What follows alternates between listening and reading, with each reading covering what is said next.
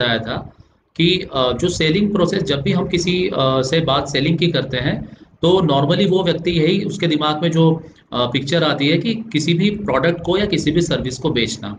जबकि सेलिंग का अर्थ ये नहीं है, ठीक है। क्योंकि इसके पीछे एक साइंस है जो काम करता है। और हम लोगों ने ये भी डिस्कस किया था कि जब भी हम सेलिंग की बात करते हैं तो सेलिंग के साथ में हमें सबसे पहले बाइंग प्रोसेस को समझना बहुत ज़रूरी है। तो बाइंग प्रोसेस को समझना हम लोगों ने पिछले एपिसोड में स्टार्ट किया था, जहां पर हम लोगों ने बाइंग प्रोसेस का एक एग्जांपल लिया था, जहां पर मोबाइल परचेस करने की बात हुई थी। और मोबाइल परचेस करते करते आप में से ही कुछ लोगों ने उस स्टेप्स को डिफाइन किया था कि जब भी हम कोई नया मोबाइल परचेस करते हैं तो कौन कौन सी स्टेप्स हैं जो इन्वॉल्व होती है। सबसे पहला जिस दिन हम लोगों ने ये रियलाइज़ किया कि हमें मोबाइल खरीदना है, हालांकि उसकी भूमिका हमारे दिमाग में काफ़ी दिनों से चलती रहती है, लेकिन one day we decide that now it is high time हमको आज मोबाइल खरीदना है। सो दैट फर्स्ट स्टेज और the first step in buying process is called as R, जिसको कि हम बोलते हैं रिकॉग्निशन ऑफ नीड, मतलब आपने अपनी नीड को रिकॉग्नाइज किया।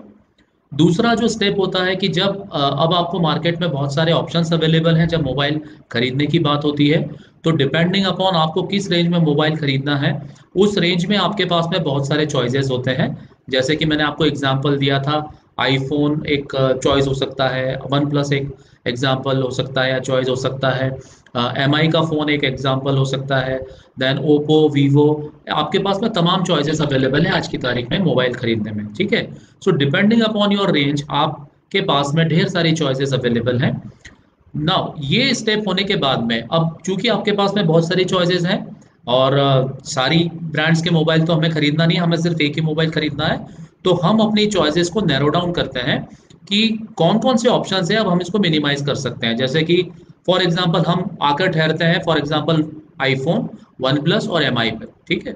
तो हमने जो ऑप्शंस हमारे पास में अवेलेबल थे, जो 10 से 12 ऑप्शंस अवेलेबल थे, उसको हमने नैरो डाउन करके मिनिमाइज करके दो या तीन ऑप्शंस पर लेकर आ गए, ठीक है। तो रिकॉग्निशन ऑफ नीड्स के बाद में जो दूसरा ऑप्शंस वाला जो स्टेप आता है उसको हम इवैल्यूएशन ऑफ ऑप्शंस कहते हैं। और जो तीसरा स्टेज आया जहां पर कि हमने उसको नैरो डाउन किया है, इसको हम कहते हैं इलिमिनेशन ऑफ डाउट्स, ठीक है। तो यहाँ पर आपने अपने कुछ डाउट्स क्लियर कर लिए और अपनी चॉइस को नैरो डाउन करके दो या तीन चॉइसेस पर आ गए। और लास्ट में जो लास्ट स्टेज होता है that is called as decision to purchase, जहां पर कि आपने डिसीजन लिया कि मुझे फॉर एग्जांपल हमारे इस केस में वन प्लस या आईफोन या एमआई में से मुझे कौन सा फोन लेना है, डिपेंडिंग अपॉन जो भी स्टेप्स इसके पहले की हुई है। तो हम लोगों ने इस एग्जांपल से बाइंग प्रोसेस को समझा था और हम लोगों ने ये डिफाइन किया था कि किसी भी एक अच्छे सेल्स पर्सन को अपना परफॉर्मेंस इंप्रूव करने के लिए या एक बहुत अच्छा सेल्स प्रोसेस को एक्वायर करने के लिए या एक बहुत इफेक्टिव सेल्स पर्सन बनने के लिए बाइंग प्रोसेस के हर स्टेज को समझना बहुत ज़रूरी है। क्यों? क्योंकि जब हम बाइंग प्रोसेस को अच्छे तरीके से समझ पाएंगे तो एक अच्छा सेल्स पर्सन उस बाइंग प्रोसेस की स्टेज के हिसाब से, उस स्टेप के हिसाब से अपनी सेलिंग प्रोसेस की स्टेप को डिसाइड करता है, ठीक है। तो आज हम इस एपिसोड 2 में मैं आप सब लोगों का वेलकम करता हूं और आपको बताता हूं कि किस तरीके से सेल्स प्रोसेस को हम बाइंग प्रोसेस के अगेंस्ट में यूज करते हैं, या नेक टू नेक हम किस तरीके से सेल्स प्रोसेस की स्टेजेस को बाइंग प्रोसेस की स्टेज के सामने रख सकते हैं, ठीक है। तो याद कीजिए जो हमारा फर्स्ट स्टेज था बाइंग प्रोसेस का, that was, hi Sunil ji, very good evening and welcome to this session. आपका बहुत बहुत स्वागत है। तो हमारे इस पर्टिकुलर एग्जांपल में याद कीजिए जो पहला स्टेज था, मैंने आपको कहा था कि जो बाइंग का प्रोसेस है उस पूरे मॉडल को हम लोग कहते हैं रीड मॉडल। रीड मॉडल से मतलब है आर से रिकॉग्निशन ऑफ नीड्स, ई से इवैल्यूएशन ऑफ ऑप्शंस, दूसरे ई से elimination of doubts and D से डिसीजन टू बाय, ठीक है। तो ये बाइंग प्रोसेस हुआ। अब सेलिंग प्रोसेस में सेल्स पर्सन को क्या करना है? सेलिंग प्रोसेस में ये होता है कि जैसे ही आपको दिखे कि बायर आर वाली स्टेज पर है, दैट इज फर्स्ट स्टेज पर है, रिकॉग्निशन ऑफ नीड्स पे, जो सेल्स प्रोसेस है उसका पहला स्टेप होता है O, that is opening the call. जैसा मैंने आपसे पिछली बार भी कहा था, एज अ सेल्स पर्सन हमें ऐसा लगता है कि हम लोग नीड को जनरेट कर सकते हैं, जो कि टेक्निकली बिल्कुल गलत है। हम लोग नीड को जनरेट नहीं करते, उस नीड को कस्टमर को जो है रिकॉग्नाइज कराने में हेल्प कर सकते हैं। क्योंकि वो नीड ऑलरेडी उस कस्टमर के पास पहले से थी। ठीक है, तो जैसे ही आपको एज अ सेल्स पर्सन पता चलता है कि कस्टमर हमारा आर पर है, that is recognition of needs पर है, तो एक सेल्स पर्सन को ओ पर होना चाहिए, that is the first stage which is called as opening the call. ठीक है, अब बाइंग प्रोसेस का सेकंड स्टेज क्या था? जब कस्टमर ने ये चीज को रियलाइज किया, नीड को रियलाइज किया कि उसे मोबाइल फोन परचेस करना है, उसके बाद हमने उसके अगेंस्ट में कॉल को ओपन किया। दूसरा जो स्टेप होता है that is called as evaluation of options.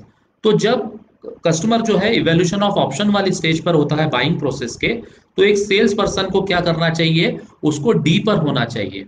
ठीक है, डी का फुल फॉर्म होता है डेवलपिंग द सिचुएशन।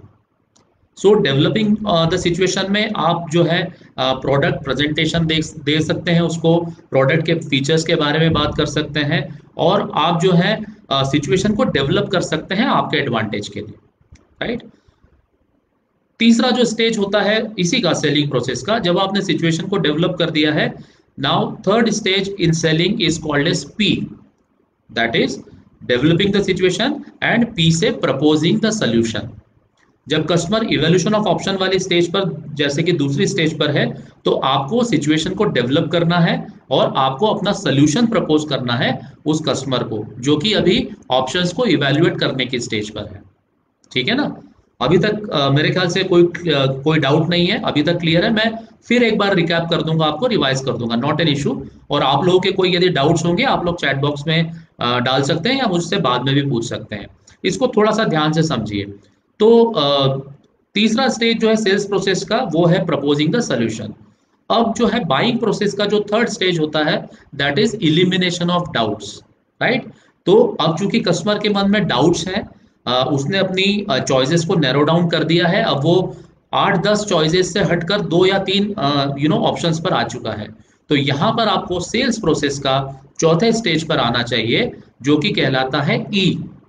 कस्टमर को डाउट इलिमिनेट करना चाहिए, मतलब चाहता है कि डाउट इलिमिनेट किया जाए, तो आपको भी ई पर होना चाहिए सेल्स प्रोसेस के। इसका मतलब होता है E for elimination of doubts. जो भी उसके डाउट्स है आप उन डाउट्स को क्लियर कीजिए। इसको सेल्स की भाषा में, यदि हम सेल्स में हैं, तो आप सब लोग जानते हैं कि इसको हम बोलते हैं ऑब्जेक्शन हैंडलिंग। ठीक है, जो कि अपने आप में एक बहुत ही वास्ट टॉपिक है, बहुत ही बड़ा टॉपिक है। And most of the sales person ये समझते हैं कि कस्टमर ने ऑब्जेक्शन ले लिया, अब शायद मेरा सेल्स क्लोज नहीं होगा, which is not the case. कभी भी एक अच्छे सेल्स पर्सन को ऑब्जेक्शन हैंडलिंग करने का ये पहला स्टेप होता है, पहला वेलकम साइन होता है। यदि कस्टमर ऑब्जेक्शन ले रहा है, इसका ये मतलब नेसेसरली नहीं होता कि वो आपका प्रोडक्ट खरीदना नहीं चाहता। ठीक है, उसके मन में कुछ डाउट्स हैं, उसके मन में कुछ प्रश्न है, और वो वाजिब भी हो सकते हैं, जिनका कि वो उत्तर चाहता है आपसे, जिनका कि वो एक प्रॉम्प्ट रिस्पॉन्स चाहता है। और यदि आपने elimination of doubts, that is the fourth stage of your selling process, आपने कस्टमर के डाउट्स को यदि प्रॉपरली एलिमिनेट कर दिया, तो फिर आप जो है लास्ट वाली स्टेज पर पहुंचेंगे। लास्ट वाली स्टेज कौन सी? मैंने आपको जो बताया था, जब कस्टमर बाइंग प्रोसेस के, यदि आपने ऑब्जेक्शन हैंडल कर लिए, कस्टमर पहुंच जाता है फोर्थ स्टेज के ऊपर, जिसको हम कहते हैं डिसीजन टू परचेस, राइट। तो डिसीजन टू परचेस स्टेज चौथी और लास्ट स्टेज होती है बाइंग प्रोसेस की। और जब कस्टमर यहां पर होता है, तब आपको जो है लास्ट स्टेज ऑफ सेलिंग पर होना चाहिए, that is called as C, that is called as C for closing. ठीक है, सो अब आप कनेक्ट कर पाएंगे इन चीजों को, और आप इस चीज को एनालिसिस भी कर पाएंगे। आप जिस जिस क्षेत्र में है, क्लोजिंग के, सेल्स के, नॉन सेल्स बैकग्राउंड के, मैंने जैसे आपको लास्ट वाले एपिसोड में बताया था कि भले ही हम लोग सेल्स वर्टिकल में काम नहीं कर रहे होंगे, लेकिन सेल्स का वास्ता हर किसी को पड़ता है। और यदि हम देखें कि कई लोगों के मन में ये ग्रंथि होती है, कई लोगों के मन में एक कॉम्प्लेक्स होता है कि I am not a very good sales person, या सेल्स जो है मेरे बस की बात नहीं है। अब आप समझिए कि जो मैंने आपको बाइंग प्रोसेस बताई है और जो सेलिंग प्रोसेस बताई है, यदि बाइंग प्रोसेस और सेलिंग प्रोसेस का कोऑर्डिनेशन, और कस्टमर जिस स्टेज पर बाइंग प्रोसेस के है, सेल्स पर्सन को उस